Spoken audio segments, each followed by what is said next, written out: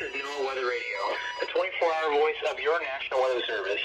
The preceding signal was a test of the public warning and alarm for transmitters in the Florida listening area, originating from Ruskin, Florida. This was also a test of the same system, or specific area message encoder. The same system will alert only the county or counties affected by a particular warning. These tests are conducted each Wednesday between 11 a.m. and noon, and again between 6 p.m. and 8 p.m., unless severe weather threatens. This concludes the weekly test. We now return to regular programming.